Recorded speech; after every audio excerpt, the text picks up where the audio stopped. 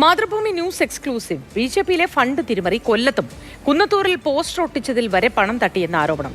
East ജില്ലാ കമ്മിറ്റിക്കെതിരെ സംസ്ഥാന അധ്യക്ഷന് നൽകിയ പരാതി മാതൃഭൂമി ന്യൂസിന് ലഭിച്ചു.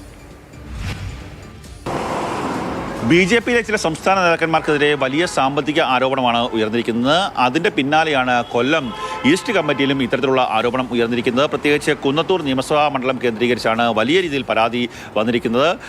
കൊല്ലം ഈസ്റ്റ് കമ്മിറ്റിയുടെ യുവമോർച്ചയുടെ ജനറൽ സെക്രട്ടറി ആയിരുന്ന മഹേഷ് മണികണ്ഠനാണ് സംസ്ഥാന അധ്യക്ഷന് പരാതി അയച്ചത്. അതിൽ എടുത്തു പറയേണ്ടത് നിയമസഭാ തെരഞ്ഞെടുപ്പുമായി ബന്ധപ്പെട്ട് കുന്നത്തൂർ മണ്ഡലം എ ക്ലാസ് മണ്ഡലമാണെന്ന് സംസ്ഥാന കേന്ദ്ര നേതാക്കന്മാരെ ഈ പ്രാദേശിക നേതാക്കന്മാർ തെറ്റിദ്ധരിപ്പിച്ചു. അതിലൂടെ കോടിക്കണക്കിന് രൂപയാണ് ഈ മണ്ഡലത്തിലേക്ക് വന്നത്. ഈ പണമൊക്കെ തന്നെ വലിയ രീതിയിൽ ഇവർ അപഹരിച്ചു എന്നുള്ള ഒരു ആരോപണമാണ് ഉന്നയിച്ചിരിക്കുന്നത്. 22,000 വോട്ടുകൾ സാധാരണ ലഭിക്കുന്ന ഒരു മണ്ഡലമാണ്.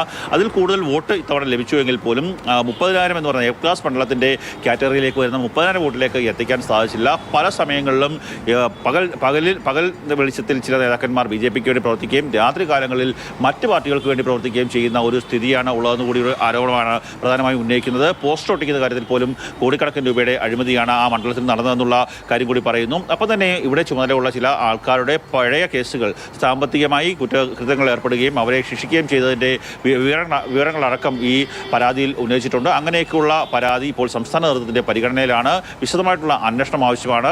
പലപ്പോഴും ഈ പ്രവർത്തിക്കുന്ന പാർട്ടിയോട് ആത്മാർത്ഥതയുള്ള പ്രവർത്തിക്കാൻ കഴിവുള്ള നേതാക്കന്മാരെ മാറ്റി നിർത്തുകയും ഈ ചില നേതാക്കന്മാരുടെ സാമ്പത്തിക തട്ടിപ്പിന് സഹായമായി നിൽക്കുന്ന ചില ആൾക്കാരെ നേതാക്കന്മാരായി കൊണ്ടുവരികയും ചെയ്യുകയാണ് ചെയ്തത്. കുന്നത്തൂരിൽ അങ്ങനെയൊക്കെയുള്ള സംഭവങ്ങൾ ഉണ്ടായിട്ടുണ്ട്. അതിനെക്കുറിച്ച് വിശദമായിട്ടുള്ള അന്വേഷണം ആവശ്യമാണ് എന്നുള്ള ഒരു പരാതിയാണ് മഹേഷ് മണികണ്ഠൻ ഇപ്പോൾ നൽകിയിരിക്കുന്നത്. ഇത് സംബന്ധിച്ച് സംസ്ഥാന നേതൃത്വം വിശദമായിട്ടുള്ള അന്വേഷണത്തിലേക്ക് പോകുമെന്നാണ് മനസ്സിലാക്കുവാൻ സാധിക്കുന്നത്.